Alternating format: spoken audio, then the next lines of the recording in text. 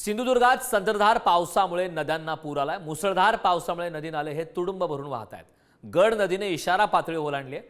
कणकवली मालवण मार्गावर पुराचं पाणी आल्याने वाहतूक कोंडी मात्र मोठ्या प्रमाणात झाली आहे। गड नदीच्या संगमाचे विहंगम दृश्य ड्रोनच्या माध्यमातून टिपले। परेश कांबळे यांनी ही दृश्य टिपलेली आहेत।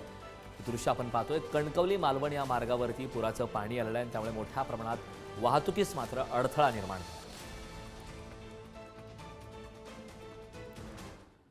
हतनूर धरणाचे 4 दरवाजे हे पूर्णपणे तर 16 दरवाजे 1 मीटरने उघडण्यात आलेत। हतनूर धरणातून तापी नदीपात्रात 56,000 क्युसेक वेगाने विसर्ग सुरू आहे।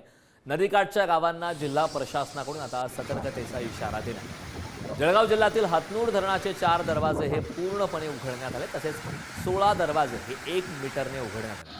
हतनूर धरणाच्या पाणलोट क्षेत्रात जोरदार पाऊस सुरू असल्याने जलसाठ्यात मोठी वाढ झाली आहे। सध्या धरणातून 56,000 क्युसेक पाण्याचा विसर्ग होतोय, त्यामुळे नदी काठावरील गावांना जिल्हा प्रशासनाकडून आता सतर्कतेचा इशारा देण्यात। तापी नदीपात्रात 56,000 क्युसेक वेगाने विसर्ग सुरू आहे। सकाळपासून जोरदार पाऊस मुंबईमध्ये पडतोय, त्यामुळे मुंबईच्या किंग सर्कल या परिसरात मोठ्या प्रमाणावर पाणी साचल्यामुळे ब्रिज खालचा रस्ता हा बंद करण्यात आलाय। मात्र आता पावसाची गती कमी होत असल्यामुळे आता पाणी सुद्धा ओसरत आहे। यामुळे आता ब्रिज खालून सुद्धा गाड्या सोडण्यात आल्या। हे दृश्य पाहतोय। किंग सर्कल परिसरात पाणी साचले, मात्र साचलेलं पाणी हे आता ओसरण्यास सुरुवात झाली। दुपारी 3 वाजताची दृश्य आपण पाहतोय। किंग सर्कल या भागामधली दृश्य आहेत।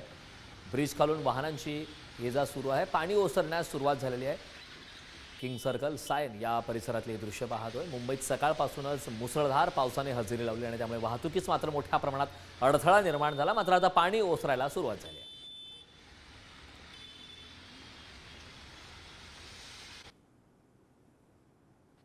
किंग सर्कल परिसराचा ब्रिज जो बंद होता खालून येण्यासाठी तो आता सुरू झालेला आहे। आपण बघू शकतो तर आता खऱ्या अर्थानं जी वाट आहे ती दोन्ही बाजूनी सुरू आहे। आपण बघू शकतो पाणी आता पाऊस कमी झाला असल्यामुळे पाणी आता ओसरलेलं आहे आणि त्यामुळे कुठे ना कुठे रस्त्यांवरून आता दोन्ही बाजूनी गाड्या येतात दिसत आहेत। आपल्याला खालून पण आता बस बाईक्स सगळ्या येतात दिसत। गाड्या जाण्या येण्यासाठी आता दोन्ही रस्ते जे आहेत ते हळूहळू ट्रॅफिक पोलिसांनी सुरू केलेले आहेत। आपण बघू शकतो तर मोठमोठ्या गाड्या येतात दिसत आहेत। हाच तो रस्ता होता जिकडून आपण सकाळपासून आपण इकडे होतो आणि किंग सर्कलचा हाच रस्ता होता जिकडून अर्ध्या रस्त्यावर पाण्यात जे बसेसचे मशीन्स होते ते पाण्याखाली गेले होते। मात्र आता बघू शकतो तर आता पाणी मोठ्या प्रमाणावर ओसरल्यामुळे कुठे ना कुठे हे चित्र आता पाहायला मिळतंय। भिवंडीत सकाळपासून मुसळधार पावसाला सुरुवात झाली असून दुपारपासून जोरदार पाऊस सुरू असल्याने शहर व ग्रामीण भागाला जोडणाऱ्या कामवारी नदीच्या पाणी पातळीमध्ये वाढ झाली आहे। ग्रामीण भागातही अनेक सखल भागात पाणी साचायला सुरुवात झाली। त्यामुळे कामवारी नदीच्या काठी असलेल्या झोपडपट्ट्यांना आता प्रशासनाकडून सतर्कतेचा इशारा देण्यात आलाय। असाच मुसळधार पाऊस जर सुरू राहिला तर भिवंडीत पूर येण्याची सुद्धा शक्यता आता वर्तवण्यात। सकाळपासूनच मुसळधार पावसाला भिवंडी शहरात सुरुवात झाली आहे। त्याचप्रमाणे हवामान खात्याने दिलेल्या इशाऱ्यानुसार भिवंडी शहरात मुसळधार पावसाला सुरुवात झाली आहे।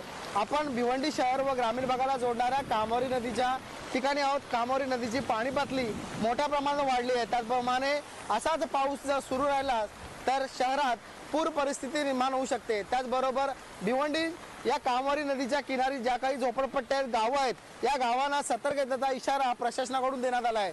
त्याचबरोबर महानगरपालिकेकडून ज्या सखल भागात पाणी साचते त्या सखल भागातील अनेक नागरिकांना सुरक्षित स्थळी जाण्याचे निर्देश या ठिकाणी देण्यात आले। त्याचबरोबर महानगरपालिकेकडून योग्य ती कारवाई सुद्धा या ठिकाणी करण्यात येत आहे। त्याचबरोबर असाच पाऊस सुरू राहिल्यास भिवंडी शहरात पूर परिस्थिती निर्माण होऊ शकते। भिवंडी मोनिश गायकवाड, पुढारी न्यूज।